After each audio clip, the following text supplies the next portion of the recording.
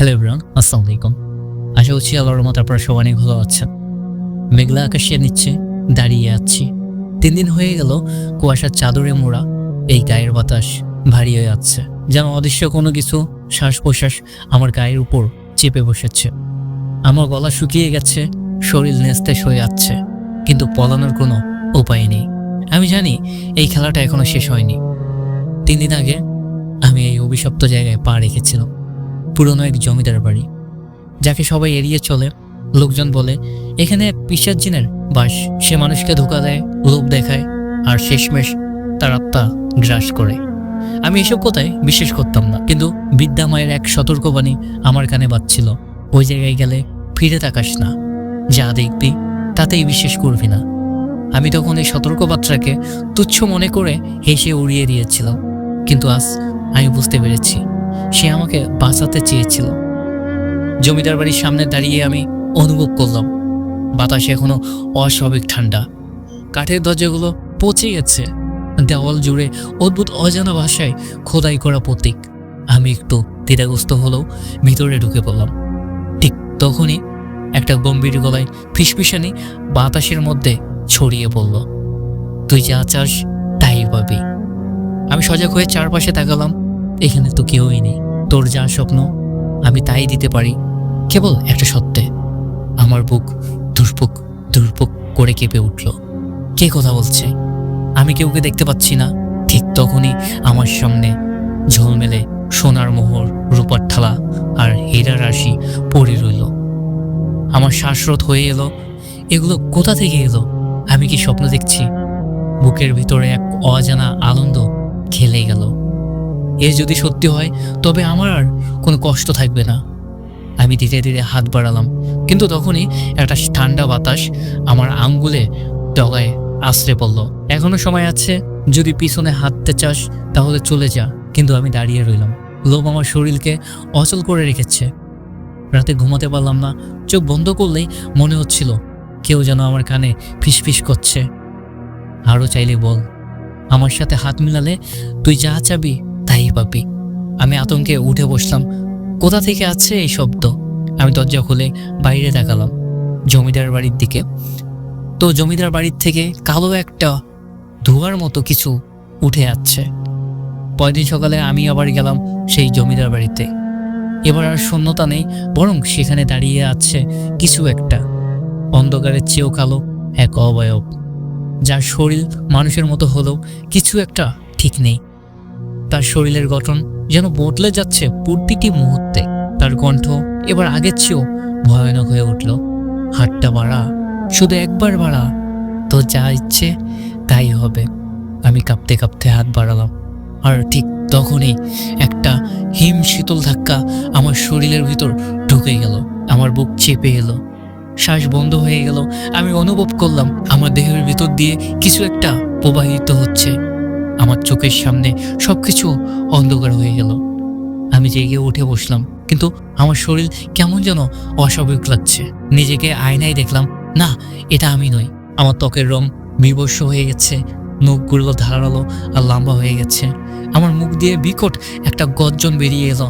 আমার দেহের প্রতিটি কোষে যেন কিছু একটা ছড়িয়ে পড়েছে, আমাকে নিয়ন্ত্রণ করছে। তখনই আমি বুঝতে পারলাম আমি আর নেই। আমি পালাতে চাইলাম, কিন্তু পা চলল না।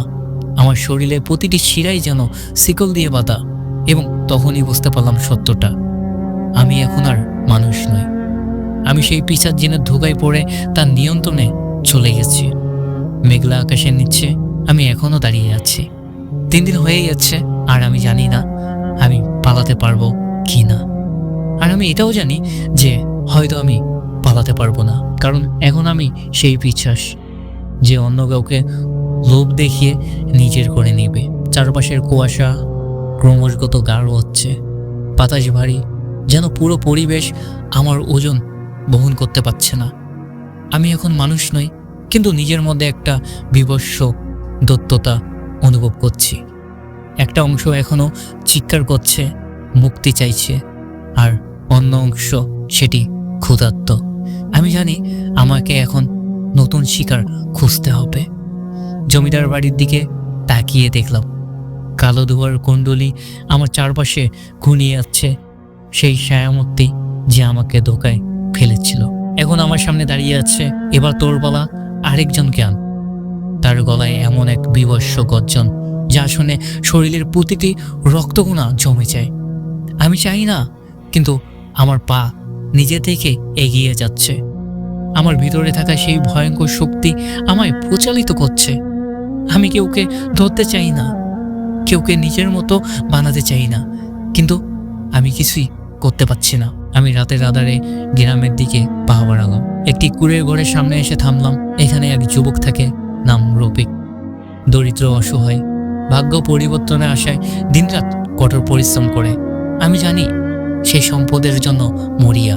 আমার ঠোঁটে এক বিকট হাসি ফুটে উঠল। তোর যা দরকার আমি দিতে পারি। শব্দটা বাতাসের মধ্যে ছড়িয়ে পড়ল। রফিক ঘর থেকে বেরিয়ে এলো। কুয়াশায় আচ্ছন্ন রাত, চারপাশে শুধু ঝিঝিরি পোকার আওয়াজ। সে আমাকে দেখতে পায়নি, কিন্তু আমার কণ্ঠ তার কানে পৌঁছেছে। কে কে কথা বলল? আমি আরেকটু এগিয়ে এলাম। তুই যদি সত্যি তোর ভাগ্য পরিবর্তন করতে চাস, তবে শুধু একটা কাজ কর। রফিক ভয় পেয়েছে, সেটা আমি বুঝতে পারছি, কিন্তু তার চোখে এক ধরনের লোভ জ্বলে উঠল। সে ধীরে ধীরে সামনে এগিয়ে এলো। আমি জানি সে এবার আমার ধোকায় পা দিবে। ঠিক তখনই পিছন থেকে কে যেন আমার কাঁধে একটা হাত রাখলো। আমি প্রচণ্ড ঝাঁকুনি খেয়ে পিছনে তাকালাম। এক বৃদ্ধ, বয়স কমপক্ষে 80, চোখে ভয়ঙ্কর শূন্যতা। তিনি কাপা গলায় বললেন, তুই পালাতে পারবি না, কিন্তু মুক্তিও পেতে পারবি না। আমার দেহের রক্ত হিম হয়ে গেল। এই বৃদ্ধ কে? তিনি কি জানেন? আমি কিছু বলার আগেই তিনি একটা ছোট্ট মাটির পাত্র আমার দিকে ছুঁড়ে দিলেন। সাথে সাথে প্রচণ্ড এক বিস্ফোরণ, আকাশ কেঁপে উঠল। কালো ধোঁয়ায় চারপাশ ছড়িয়ে পড়ল, আর আমি অনুভব করলাম কিছু একটা আমার শরীরের গভীরে আগুনের মতো জ্বলছে। আমি চিৎকার করলাম। আমার ভিতরে শক্তিটা যেন পুড়তে শুরু করলো। চোখ মেলে দেখি আমি আবার সেই জমিদার বাড়ির সামনে পড়ে আছি। শরীরের প্রতিটি অংশে ব্যথাই চলছে। পাশে দাঁড়িয়ে আছেন সেই বৃদ্ধ। তোর সময় শেষ হয়নি, কিন্তু মনে রাখিস এই অভিশাপ থেকে মুক্তি নেই। তিনি ধীরে ধীরে অদৃশ্য হয়ে গেলেন কুয়াশার মধ্যে। আমি উঠে দাঁড়ালাম। আমার শরীর এখনো বিকৃত, আমার মন এখনো অন্য এক সত্তা নিয়ন্ত্রণে।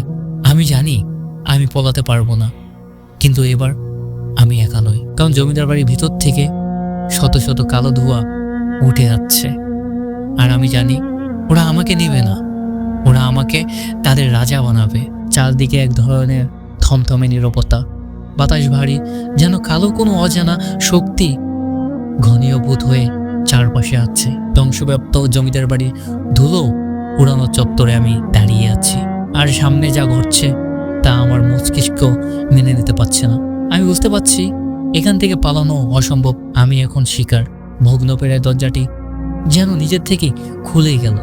ভিতরে প্রবেশ করতেই দেওয়ালে ফাটলের মধ্যে অদ্ভুত এক চিহ্ন চোখে পড়ল। কালো কয়লায় আঁকা বিশাল বৃত্তি, যার কেন্দ্রস্থলে যেন অস্পষ্ট কিছু লেখা আছে। ঘরের কোণে জড়ো হয়ে থাকা ছাই চাপা পোড়া কাঠের গন্ধে শ্বাস নেওয়া দায়ী হয়ে উঠল। কিন্তু সবচেয়ে ভয়ঙ্কর ব্যাপার হলো ঘরের মেঝেতে শুকিয়ে যাওয়া লালচে দাগ, যা কালো অতলে হারিয়ে গেছে, তবুও যেন এখনো জীবন্ত।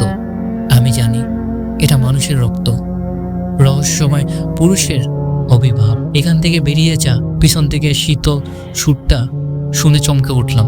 বয়স 60-এর কাছাকাছি, কুচকে যাওয়া টামাটে চামড়া, আর চোখের মধ্যে এমন এক ধাতব সৃষ্টি যা মুহূর্তে বুক কাঁপিয়ে দেয়। লোকটি দীর্ঘশ্বাস ফেলে বলল, তুই জানিস না তোর সাথে কি হতে চলেছে?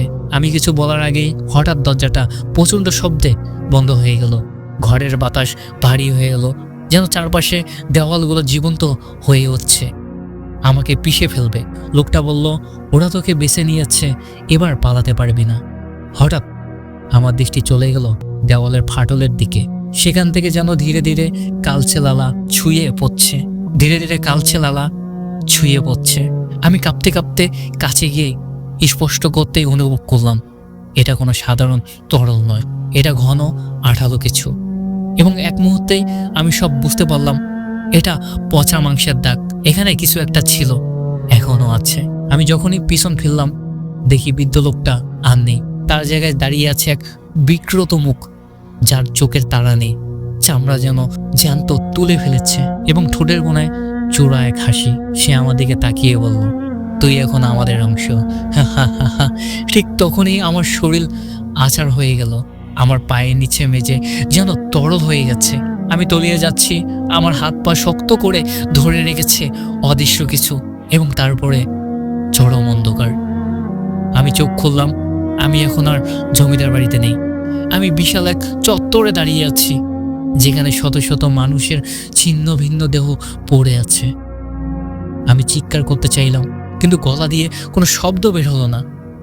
দূরে একটি ছায়ামূর্তি দাঁড়িয়ে আছে, কিন্তু না, এটা ছায়া নয়, এটা মানুষও নয়। এটা সেই শক্তি যা যুগের পর যুগ এই জমিদার বাড়ি দেওয়ালে মাঝে আটকে ছিল। এবং আমি বুঝতে পারলাম আমি পালাতে পারবো না, কারণ আমি এখন ওদের অংশ। গাইস, ভিডিওটি কেমন হলো অবশ্যই কমেন্টে জানিও, আর এপিসোড 2 লাগলে অবশ্যই কমেন্টে জানাবে। তো দেখা হচ্ছে সুন্দর আরেকটি নতুন ভিডিওতে। আল্লাহ হাফেজ।